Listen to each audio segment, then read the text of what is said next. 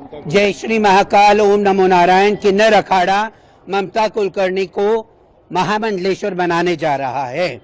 उनका नाम श्री यमाई ममता नंदगिरी रखा गया है।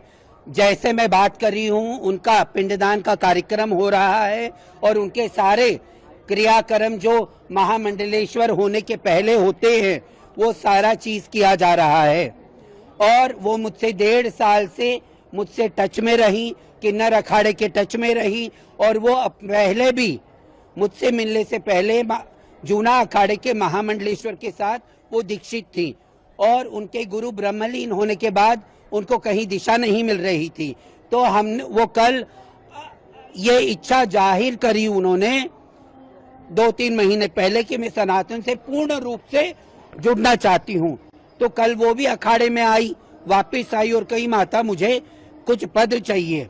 जब पद चाहिए का बोली और बोली मुझे महामंडलेश्वर बनना है और मुझे आपका जो वृंदावन का आश्रम है उसके आगे प्रचार प्रसार के लिए मैं आगे काम करना चाहूंगी, मुझे पद दीजिए, महामंडलेश्वर बनाइए।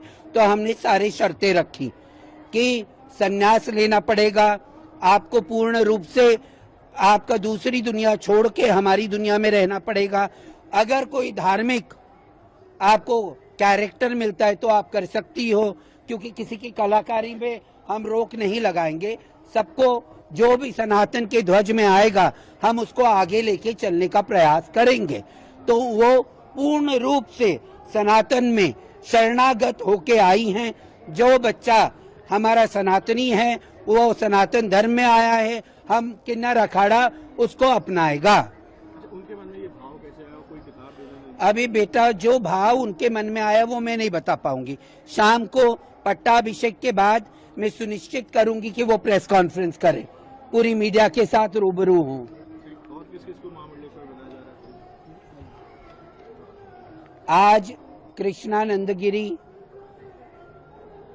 राजेश्वरी नंदगिरी, बिंदिया नंदगिरी को श्री महंत और 2-3 जनों का श्री महंत का पट्टाभिषेक होगा। जिम्मेदारी दी जाएगी इनको? क्या जिम्मेदारी दी जाएगी? किनको? ममता कुलकर्णी।